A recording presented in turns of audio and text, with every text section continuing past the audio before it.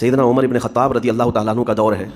مثنوی شریف میں مولانا روم فرماتے ہیں، جنت البقیع آپ نے سنا ہوگا قبرستان مدینے کا، مدینے کے قبرستان میں رات کے وقت ایک بوڑھا آدمی 80 سال کا جو بانسری بجاتا تھا اور اسی سے پیسہ کماتا تھا، اس کی بانسری میں بڑی اچھی لے تھی، بڑی سر اچھی تھی، لوگ سنتے تھے اور پیسے دیتے تھے، لیکن بڑھاپے میں جب سانس پھولنے لگ جاتی ہے، ہانپنے لگ جاتا ہے، سانس نہیں ٹھہرتی، تو بانسری کیسے بجتی؟ اس کی لے ٹوٹ جاتی، لہجے بدل جاتے۔ بوڑھا آدمی اب اس کی بانسری سننے کو کوئی آتا نہیں تھا اور پیسے ملتے نہیں تھے، تھک ہار کر کے وہ آیا، رات کا وقت تھا، جنت البقیع قبرستان میں، 80 سال کی عمر کا ہو گیا ہے، اس نے بانسری توڑ دی، کہا زندگی بھر جس چیز سے میں کماتا تھا اب میری سانسوں نے جواب دے دیا، جسم پھولنے لگا ہے، سانس زیادہ آنے لگ گئی ہے، اب میرا کھانا پینا کیسا چلے گا؟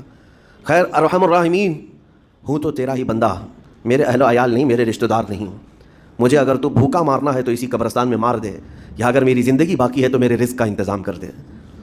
وہ رو رہا تھا 80 سال کی عمر میں۔ جب بندہ لاچار و مجبور ہوتا ہے تو پروردگار کو ہی یاد کرتا ہے۔ جانتے ہیں عمر ابن خطاب رضی اللہ تعالیٰ عنہ امیر المومنین مسجد نبوی میں تھے اور ان کی آنکھ لگی تھی، خواب میں رسول پاک صلی اللہ تعالیٰ علیہ وسلم تشریف لائے، کہا عمر اللہ کا حکم ہے جنت البقیع میں جاؤ، ایک بھوکا آدمی کھڑا ہے، اپنے گھر سے کھانا لے جاؤ اور اس کی ضرورت کا انتظام کرو۔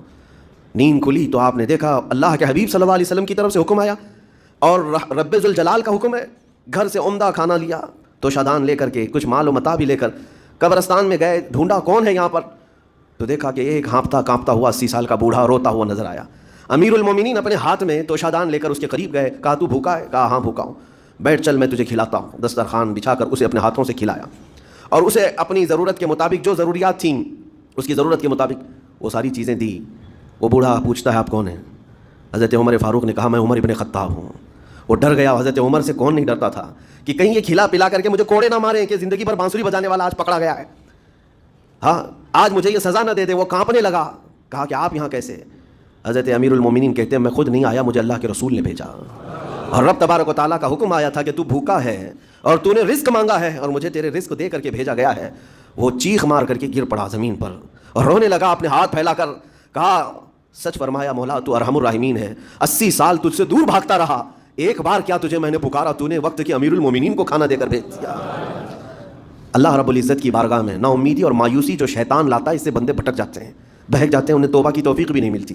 اسی لیے میرا مولا فرماتا انا عند ظن عبدی بی، رب تعالیٰ فرماتا میرا بندہ میرے بارے میں جیسا گمان کرتا ہے میں اس کے ساتھ ویسا سلوک کرتا ہوں۔